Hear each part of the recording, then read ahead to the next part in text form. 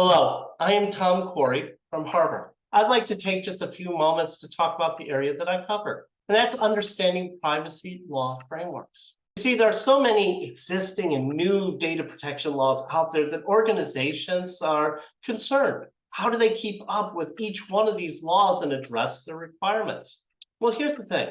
Most privacy laws are actually built on a common framework. And if you understand that common framework, the task of keeping up with those laws is so much easier. Here's the surprising reality. Data protection laws are actually becoming more similar, not different. So what is the basic framework? Well, most privacy laws will address 4 specific areas. That is the scope, who is protected and who must comply, what are the rights of individuals, what are the obligations of businesses as they relate to data protection laws, and how are those rights and those obligations enforced? Let's dig just a little bit deeper. Scope of laws. Who must comply and who is protected? Well, when a business is looking at this, they can look at location. Where is their organization located? Where are their clients, customers, or employees located? Sometimes it's about industries. What industries are specifically covered and sometimes specifically exempt from the law. These are personal data protection laws. So what are the rights of the persons? Well, at the core of it is the idea that data belongs to the individuals. And they have the right to know what you have about them and how that information is being used. Once they know that, the individuals have the right to influence how that information is being retained, the accuracy of that information, the right to restrict the sale or the use of that information, and in some cases request that that information be deleted. Once we know the scope and the individual rights, we look at the obligations of businesses. The first obligation is to create a privacy program.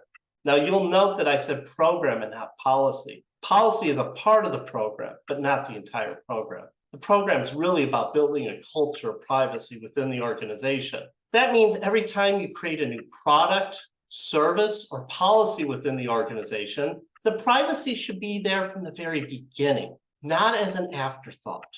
That idea is known as privacy by design or default, and that's actually written into the laws and regulations. You got to be transparent with individuals. You have to provide them with notice about what information you have, how it's being used.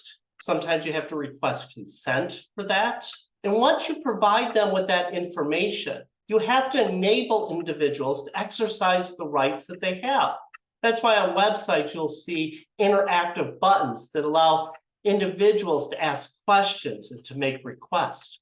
And finally, with that information that you have a duty to protect that. And if for some reason that information is breached, then you have a duty to notify either them or the proper officials about the breach and actions that they should be taking. Finally, laws have enforcement mechanisms. Some privacy laws establish privacy offices to enforce the rules and the obligations. Sometimes it's up to a state attorney general, and sometimes if it's an industry-specific one, that agency has the obligations to enforce it. And finally, some laws give individuals the rights to take actions. And those oftentimes result in consumer class action lawsuits or watchdog groups looking out for the rights of individuals in taking actions.